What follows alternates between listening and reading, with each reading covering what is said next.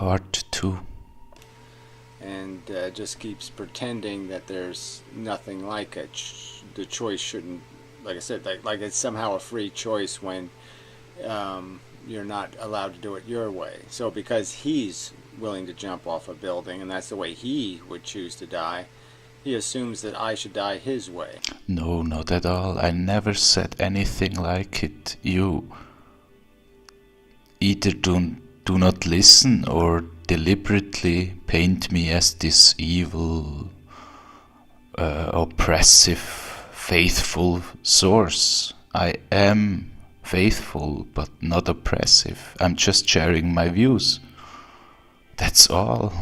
I'm not your enemy. I'm not trying to make you jump off a building, not at all. If anything, I want you to have faith in Jesus. But even there, you're free. Trust me, I won't force anything on you. I'm not allowed to have my own standards. I have to eat what he eats, and I have to have sex with whoever he has sex with. And, it's just this obnoxious stealing of my authority, my right to invest my welfare in my judgment. You don't have any fucking right, based on faith, to interfere with that. Now, I never did. Point me to where I interfered with your free will, so to speak. I didn't. I never told you to jump off a building. I sometimes came back to that argument to say, in my eyes, it's the easiest and freest way. That's my opinion. Others would say jump in front of a train or something. To each their own, I don't know. Or poison yourself or whatever. I'm just stating my point of view, my understanding. No force applied. You're free to do what you see right to do, and I hope you wouldn't suicide at all. I hope nobody would. If you can make a rational argument, that's something else. If you want to explain how fetuses are more profound without using a religious argument. Well, I will have to make a quote-unquote religious argument. Before Jeremiah 1:5, before I formed thee in the belly I knew thee, and before thou camest forth out of the womb, I sanctified thee, and I ordained thee a prophet unto the nations. Then the animals you eat, and he does eat them, he rationalizes that, I eat the ones that are made for cooking. That's the way you present it. All I said was I try not to eat animals that were tortured and killed in a gruesome way, like bled out or something. But I eat meat. I eat meat. But yeah, and they were probably bred to finally be eaten, I guess. But again, I'll just point you to scripture once more, and also, which I'm not necessarily a fan of, the traditions of man. We've eaten meat forever, and it was a huge part in Judaism and later on Christianity, I guess, and Islam now and so on. It's part of human nature, and it's not necessarily good. I'm not even saying that. To each their own again. Anyways, Genesis 9:3.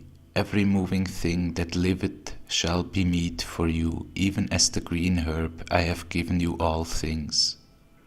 And there's tons of other passages, such as even limiting the animals we should and shouldn't eat, and so on, later on in the Bible.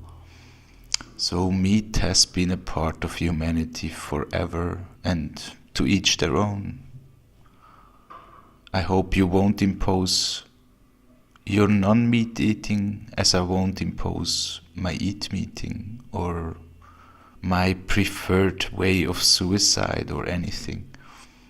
They're deliberately created for the purpose of being slaughtered for my food.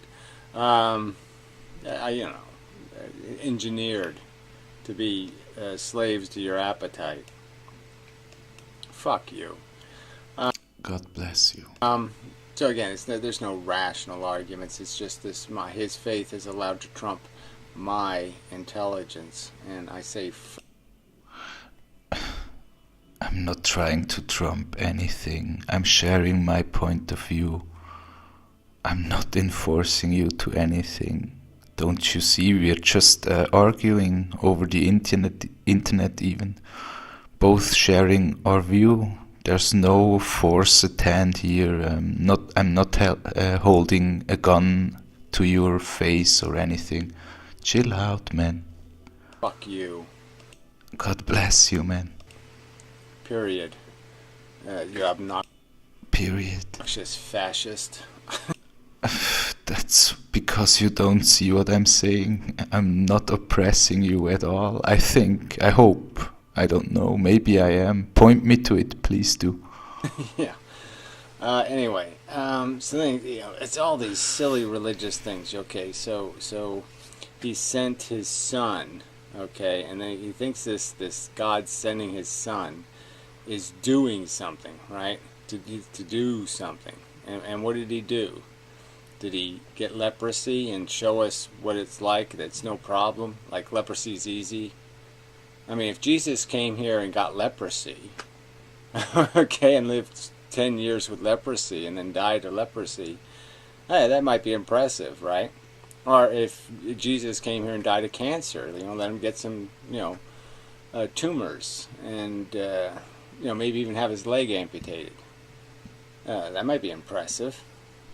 But, he hung on a cross, died rather quickly compared to most of the poor people. You should watch a video or read an analysis of how terrible death on the cross really is, and you forget all the beatings previously and whatnot. Would say would be with us always. The blights of poverty. Well, why didn't Jesus live poor then? Luke 9:58. And Jesus said unto him, Foxes have holes, and birds of the air have nests, but the Son of Man hath not where to lay his head. He wasn't necessarily poor, but he certainly wasn't very quote-unquote prosperous. Yeah, fuck this shit. I mean, again, his line, the poor will be with you always, is his words when he's having his fucking feet oiled. He's having his head and feet oiled, yeah. Mark 14:3-9, and I'll just skip to the next video so I can get it all in.